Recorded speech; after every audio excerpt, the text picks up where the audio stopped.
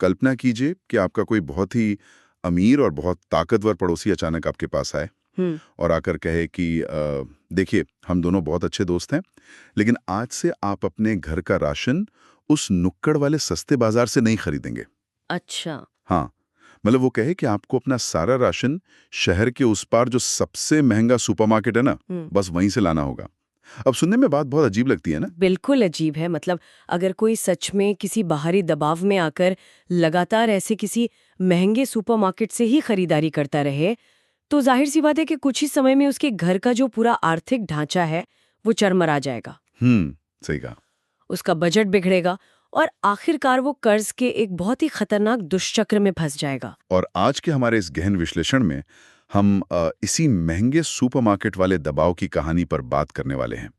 बस फर्क इतना है कि यहाँ बात किसी मोहल्ले या पड़ोसी की नहीं हो रही है। बिल्कुल। यहाँ बात हो रही है अंतर्राष्ट्रीय भू राजनीति की।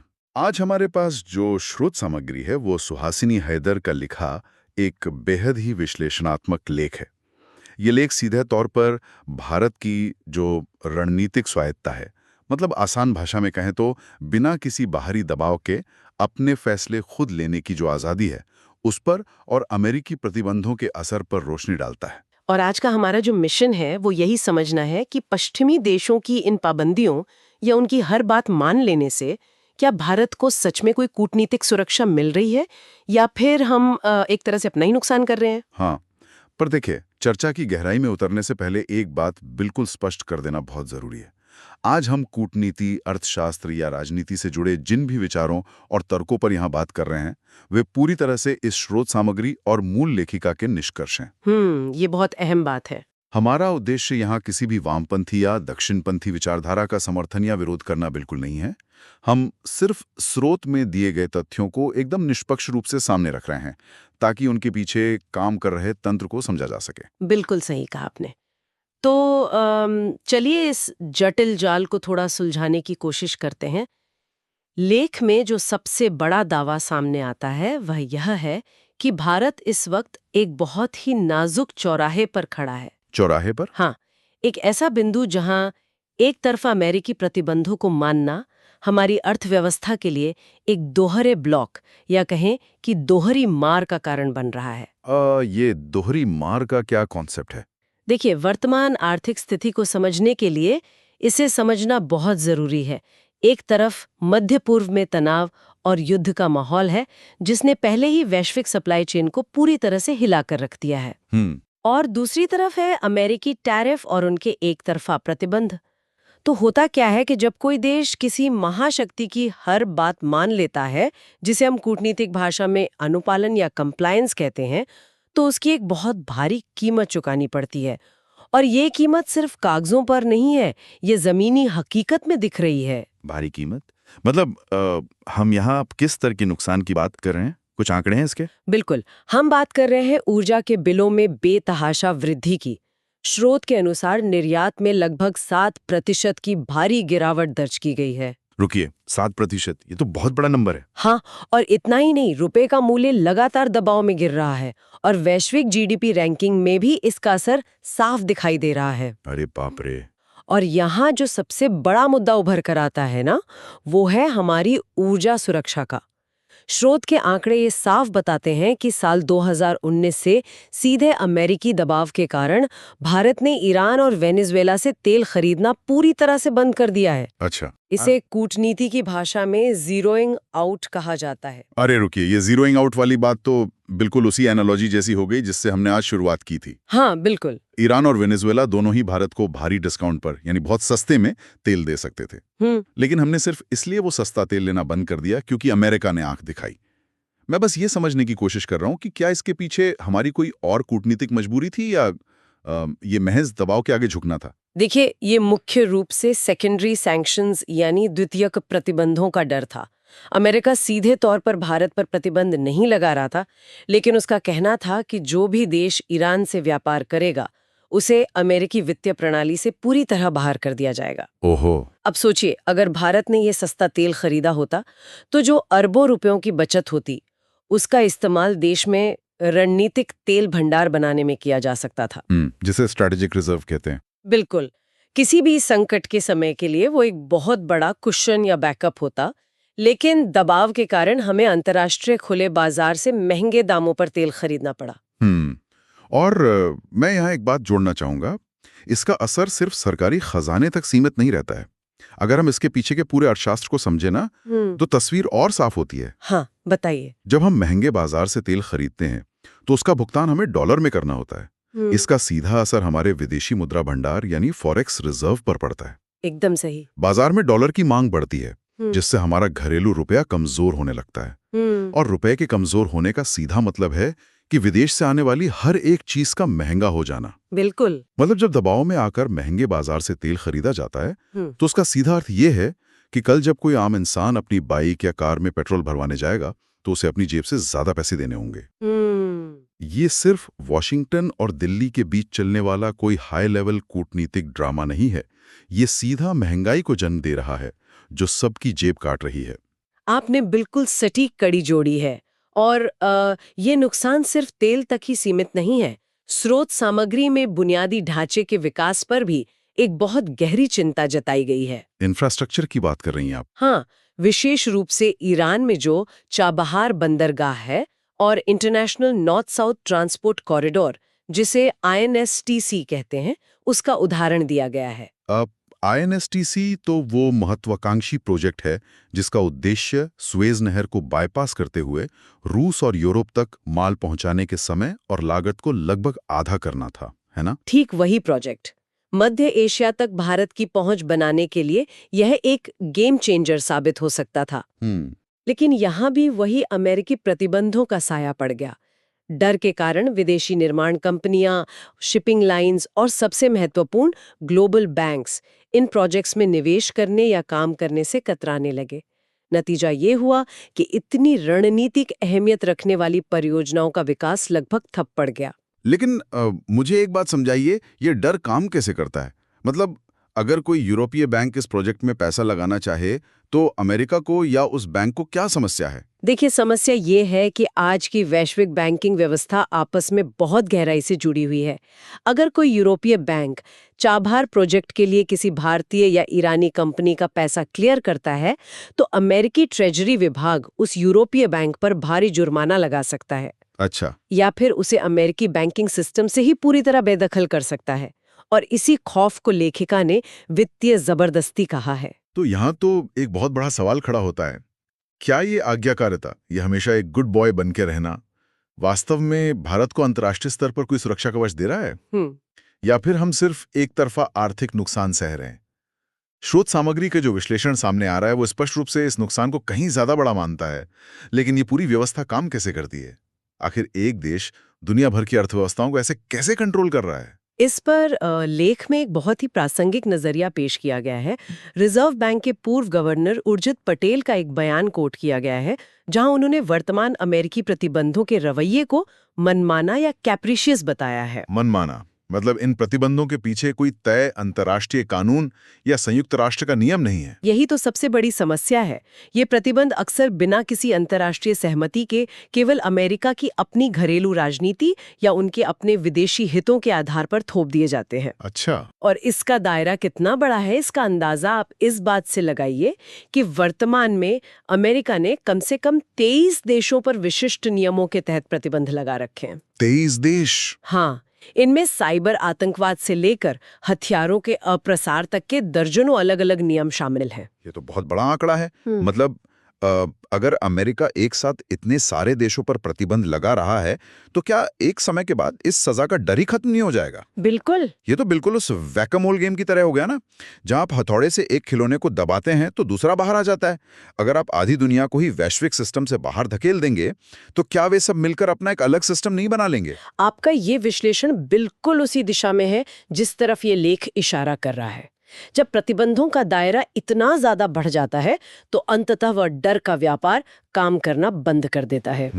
और इसका सबसे ताजा और बड़ा उदाहरण है ब्रिक्स देशों को दी गई धमकी, लेखिका बताती हैं कि अमेरिका ने ब्रिक्स देशों जिसमें ब्राजील, रूस, भारत, चीन और दक्षिण अफ्रीका जैसे बड़े देश शामिल हैं, उन्हें ये धमकी दी है कि अगर वे डॉलर के अलावा कोई और गैर डॉलर भुगतान तंत्र बनाते हैं तो उन पर भी प्रतिबंध लगाए जा सकते हैं। अरे ये तो सीधे तौर पर गुंडागर्दी लगती है। मतलब अमेरिका कह रहा है कि तुम आपस में व्यापार करने के लिए भी मेरी ही मुद्रा का इस्तेमाल करोगे, वरना मैं तुम्हें व्यापार ही नहीं करने दूंगा। हाँ, बिल्कुल ऐसा ही है। लेकिन क्या अमेरिका को वाकई इस बात का डर सता रहा है कि डॉलर का दबदबा खत्म हो जाएगा? देखिए, डॉलर की ताकत ही इन एक तरफा प्रतिबंधों की असली रीढ़ है। इसे समझने के लिए हमें स्विफ्ट सिस्टम को देखना होगा। दुनिया का ज्यादातर व्यापार और क्रॉस बॉर्डर बैंकिंग डॉलर के जरिए और स्विफ्ट नेटवर्क के माध्यम से ही होती है। अच्छा, स्विफ्ट को अगर हम बहुत आसान भाषा में डिकोड करें तो ये खुद कोई पैसा नहीं भेजता है ना? नहीं। ये सिर्फ बैंकों का एक तरह का सुरक्षित व्हाट्सएप है, जहां से एक बैंक दूसरे बैंक को मैसेज भेजता है कि भाई मैंने पैसे काट लिए हैं, तुम उस अकाउंट में डाल दो।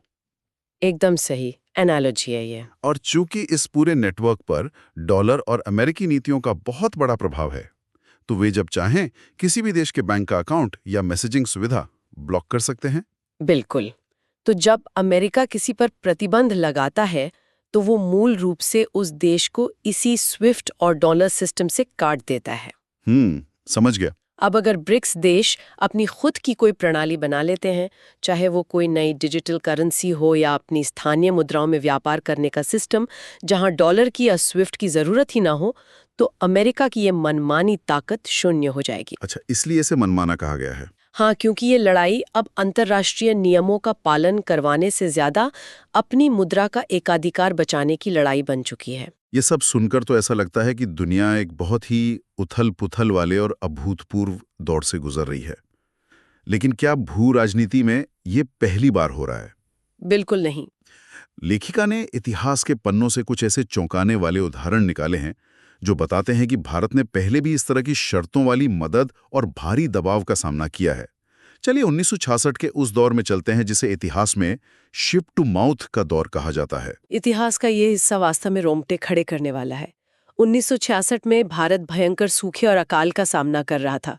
उस वक्त हमारे पास पर्याप्त अनाज नहीं था और हम अमेरिका के PL 480 कार्यक्रम के तहत आने वाले गेहूं पर पूरी तरह निर्भर थे। तब के अमेरिकी राष्ट्रपति लिंडन जॉनसन ने भारत के लिए एक शॉर्ट टीथर नीति लागू कर दी थी। शॉर्ट टीथर यानी छोटी रस्सी।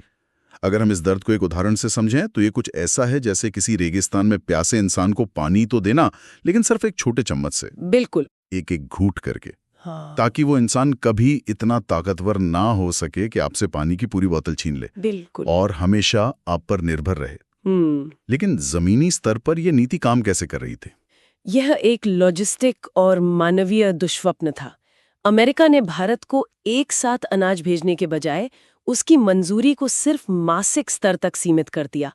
हर महीने भारत को अगली खेप के लिए अमेरिका का मुंह देखना पड़ता था। बाप रे। स्थिति इतनी गंभीर थी कि अनाज जैसे ही भारतीय बंदरगाहों पर जहाजों से उतरता था, उसे गोदामों में रखने के बजाय सीधा ट्रकों और ट्रेनों में लादकर भूख से बेहाल लोगों तक पहुंचाना पड़ता था। तो मतलब बफर स्टॉक बनाने का कोई मौका ही नहीं था? बिल्कुल कोई मौका नहीं था। इसी विवशता को जहाज से सीधे मुंह तक यानी शिप टू माउथ कहा गया। लेकिन एक मानवीय संकट के समय अमेरिका ने ऐसी क्रूर नीति आखिर अपनाई क्यों? क्या उनके पास अनाज की कमी थी? नहीं, बिल्कुल नहीं। स्रोत ये स्पष्ट करता है कि यह कोई प्रशासनिक देरी या अनाज की कमी नहीं थी, बल्कि ये सीधा सीधा राजनीतिक बदला था। बदला? किस बात का? इन्हें वियतनाम युद्ध में अमेरिकी नीतियों और उनकी बमबारी की खुली आलोचना की थी। तो भोजन का इस्तेमाल एक हथियार के रूप में किया जा रहा था, ताकि भारत को भूखा रखकर उसकी आजाद विदेश नीति को अमेरिका के हिसाब से मोड़ा जा सके। ये तो बहुत ही विचलित करने वाला ऐतिहासिक सच है। लेकिन मैं यहाँ एक चीज पर थोड़ा पुशबैक देना चाहूंगा, या कहूं कि इस पूरी घटना का दूसरा पहलू देखना चाहूंगा। हाँ, बताइए। क्या ये दबाव की नीतियां हमेशा काम करती हैं? इतिहास तो कुछ और ही कहता है। इसी राष्ट्रीय अपमान ने ही तो भारत में हरित क्रांति की नींव रखी थी। क्या ये संभव है कि जो प्रतिबंध किसी देश को झुकाने के लिए लगाए जाते हैं, वे अनजाने में उस देश को पूरी तरह से आत्मनिर्भर बनने के लिए मजबूर कर देते हैं? आपका ये अवलोकन बहुत ही सटीक है और लेखिका का तर्क भी इसी दिशा में आगे बढ़ता है। 1966 के उस भयानक अनुभव ने भारतीय नीति निर्माताओं की आंखें खोल दी। उन्हें समझ आ गया कि अगर आपका पेट किसी और के भरोसे भर रहा है तो आप रणनीतिक स्वायत्तता की बात नहीं कर सकते। इसके तुरंत बाद भारत ने कृषि अनुसंधान, उच्च उपज वाले बीजों, सिंचाई और उर्वरकों में युद्ध स्तर पर निवेश किया। और उसका परिणाम हम सब जानते हैं। बिल्कुल। परिणाम ये हुआ कि हरित क्रांति आई और भारत अनाज के मामले में निर्यातक बन गया। दबाव ने वास्तव में एक स्थायी समाधान को जन्म दिया। तो अगर हम इस ऐतिहासिक सबक को आज के परिदृश्य से जोड़ें, तो क्या हम ये कह सकते हैं कि आज के इन वित्तीय और ऊर्जा प्रतिबंधों को भी हमें रोने धोने के बजाय एक अवसर की तरह देखना चाहिए? 100%।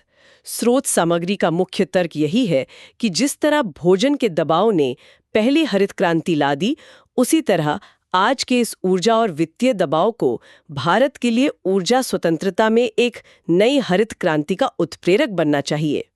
और ये नई क्रांति तभी आ सकती है जब नई दिल्ली वर्तमान में एक तरफा अमेरिकी आदेशों को खारिज करने का साहस दिखाए। देखिए, ये बात कागज पर तो बहुत तार्किक और प्रेरणादायक लगती है, लेकिन अब हम इस विश्लेषण के सबसे चुनौतीपूर्ण हिस्से पर आते हैं, समाधान। तो आखिर रास्ता क्या है? शोध सामग्री के अनुसार इस पूरे जाल से बाहर निकलने का रोडमैप क्या होना चाहिए? चर्चा में एक लक्ष्मण रेखा खींचने की बात सामने आई है। हाँ, यहाँ स्रोत बहुत ही स्पष्ट कूटनीतिक और आर्थिक कदम सुझाता है। सबसे पहला सिद्धांतिक कदम है अलगाव, यानी डीकपलिंग। अच्छा, डीकपलिंग। भारत को दुनिया के सामने ये स्पष्ट नीति रखनी चाहिए कि वह केवल और केवल उन प्रतिबंधों का पालन करेगा जिन्हें संयुक्त राष्ट्र सुरक्षा परिषद द्वारा सर्वसम्मति से लागू किया गया है। किसी भी एक देश के एक तरफा आदेशों को मानना भारत के राष्ट्रीय हित में नहीं है। ये तो एक बहुत ही व्यवहारिक और नैतिक लकीर है। मतलब अगर पूरी दुनिया मिलकर संयुक्त राष्ट्र में तय करती है कि फलां देश गलत कर रहा है और उस पर पाबंदी लगनी चाहिए, तो हम अंतर्राष्ट्रीय समुदाय के साथ हैं। बिल्कुल। लेकिन अगर सिर्फ एक देश अपने घरेलू या कूटनीतिक स्वार्थ के लिए किसी पर पाबंदी लगा रहा है, तो भारत उसका मोहरा क्यों बने? खैर, ये तो हुई विदेश नीति की बात। लेकिन जमीनी स्तर पर व्यापार को चालू रखने के लिए क्या वैकल्पिक व्यवस्थाएं सुझाई गई हैं? जमीनी स्तर पर जब तक वैकल्पिक वित्तीय प्रणालियों का विकास नहीं होगा, तब तक कोई भी देश पूरी तरह आजाद नहीं हो सकता। लेख में रुपया रियाल व्यापार प्रणाली को फिर से मजबूत करने पर जोर दिया गया है, जो भारत और ईरान की स्थानीय मुद्रा है। हाँ, इसके अलावा ब्रिक्स के भीतर एक ऐसा सेटलमेंट मैकेनिज्म बनाना जहां सदस्य देश बिना डॉलर का इस्तेमाल किए एक दूसरे की मुद्राओं में व्यापार कर सकें। और इसमें जो सबसे दिलचस्प तकनीकी सुझाव है वो है एक एयर गैप्ड बैंकिंग प्रणाली तैयार करना। Air gap banking? यस। ये शब्द तो अक्सर कंप्यूटर सिक्योरिटी की दुनिया में सुनने को मिलता है, जहां किसी बेहद संवेदनशील कंप्यूटर या सर्वर को इंटरनेट या किसी भी बाहरी नेटवर्क से पूरी तरह काट दिया जाता है। मतलब उनके बीच हवा का एक गैप बना दिया जाता है ताकि दुनिया का कोई भी हैकर उस तक पहुंच ही ना सके। आपने बिल्कुल सही जोड़ा। कूटनीति और आधुनिक अर्थशास्त्र में भी इसका ठीक यही मतलब है। एक ऐसा वित्तीय ढांचा या बैंकिंग नेटवर्क बनाना जो पश्चिमी देशों के वर्चस्व वाले सर्वरों और उनके स्विफ्ट सिस्टम से पूरी तरह कटा हुआ हो। क्या बात है! अगर भारत और उसके व्यापारिक सहयोगियों का ये नया नेटवर्क डॉलर सिस्टम से जुड़ा ही नहीं होगा, तो पश्चिमी प्रतिबंधों की कोई भी हैक या दबाव उस पर काम ही नहीं करेगा। ये एक पूरी तरह से समानांतर अर्थव्यवस्था बनाने जैसा है। लेकिन क्या ऐसा करना वाकई संभव है? अक्सर ये डर हावी रहता है कि अगर हमने महाशक्ति की बात नहीं मानी तो आसमान टूट पड़ेगा या भारी नुकसान होगा। क्या हमारे पास कोई ऐसा ताज़ा उदाहरण है जहां भारत ने ये लक्ष्मण रेखा खींची हो, दबाव को नजरअंदाज किया हो और फिर भी उसे कोई नुकसान ना हुआ हो? स्रोत सामग्री इस डर को एक बहुत ही मजबूत और ताज़ा उदाहरण से खारिज करती है। लेख में काटसा कानून का जिक्र किया गया है। आपको याद होगा जब भारत ने अपनी वायु रक्षा के लिए रूस से S-400 मिसाइल प्रणाली खरीदने का फैसला किया था, तो अमेरिका ने काटसा कानून के तहत भारत पर बेहद गंभीर प्रतिबंध लगाने की धमकियां दी थीं। हाँ, मुझे याद है। वो समय कूटनीतिक रूप से काफी तनावपूर्ण था। अमेरिका चाहता था कि हम या तो उनकी कोई प्रणाली खरीदें या फिर रूस को अलग थलग कर दें। बिल्कुल, लेकिन उस समय भारत ने उस दबाव को पूरी तरह से नजरअंदाज कर दिया। भारत ने अपनी राष्ट्रीय सुरक्षा को प्राथमिकता दी और रूस के साथ वो डील पूरी की। और इसका परिणाम क्या हुआ? क्या आसमान टूट पड़ा?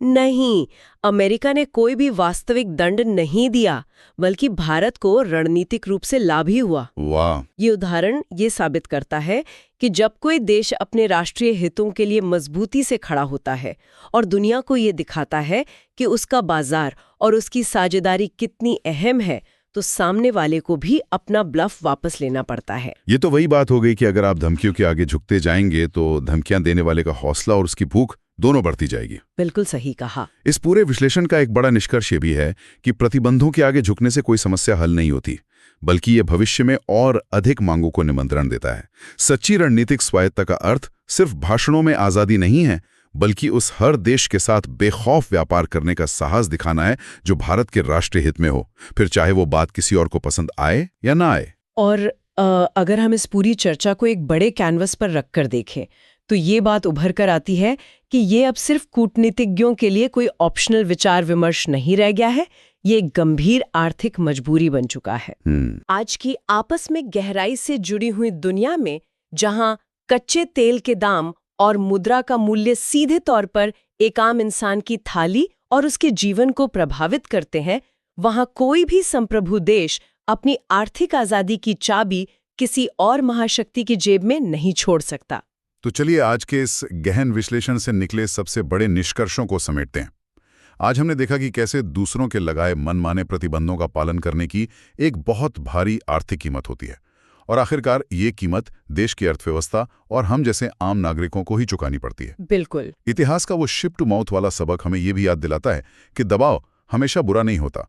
कई बार ये आपको अपनी कमजोरियों को पहचानने और एक स्थायी आत्मनिर्भरता की ओर बढ़ने के लिए मजबूर कर देता है। जिस तरह 1966 के उस भयानक खाद्य संकट ने हमें हरित क्रांति दी, ठीक वैसे ही आज का ये ऊर्जा और वित्तीय दबाव हमें एक नई स्वतंत्र वित्तीय प्रणाली और ऊर्जा क्रांति की ओर ले जा सकता है। मैं पूरी तरह सहमत हूँ, और इस पूरे सफर में एयर गैप वित्तीय व्यवस्था और स्थानीय मुद्राओं में स्वतंत्र व्यापार ही वो रास्ता है जो भविष्य में किसी भी देश को इस तरह के कूटनीतिक ब्लैकमेल का शिकार होने से बचा सकते हैं। चर्चा को खत्म करने से पहले हम उसी सुपरमार्केट वाले उदाहरण पर वापस लौटते हैं जहां से हमने आज की शुरुआत की थी। सोचिए, अगर मोहल्ले के सभी लोग उस अमीर और दबंग पड़ोसी से डरने के बजाय आपस में मिलकर अपना एक ऐसा बड़ा बाजार खड़ा कर लें जो उस महंगे सुपरमार्केट से भी बेहतर हो। क्या बात है! एक ऐसा बाजार जहां उस पड़ोसी का कोई दखल ही ना हो। आज हमने एयर गैप बैंकिंग और ब्रिक्स देशों द्वारा डॉलर से दूर जाने की संभावनाओं पर जो चर्चा की है, वो इसी तरफ एक बड़ा इशारा करती है। बिल्कुल। अब यहाँ श्रोताओं के लिए एक सवाल छोड़कर जाते हैं जिस पर आप सब खुद विचार कर सकते हैं। जरा सोचिए, अगर दुनिया की कई बड़ी अर्थव्यवस्थाएं एक साथ मिलकर एक ऐसा पूरी तरह से समानांतर और स्वतंत्र वित्तीय ब्रह्मांड बना लें जिस पर किसी एक देश का कोई नियंत्रण ना हो, तो क्या आने वाले भविष्य में वैश्विक प्रतिबंध या ग्लोबल सैंक्शंस जैसा भारी भरकम शब्द ही इतिहास के पन्नों में सिमटकर नहीं रह जाएगा? ये वास्तव में भू राजनीति के भविष्य को लेकर सोचने पर मजबूर करने वाला एक बहुत बड़ा सवाल है। इस दिलचस्प और गहन विश्लेषण का हिस्सा बनने के लिए बहुत बहुत धन्यवाद।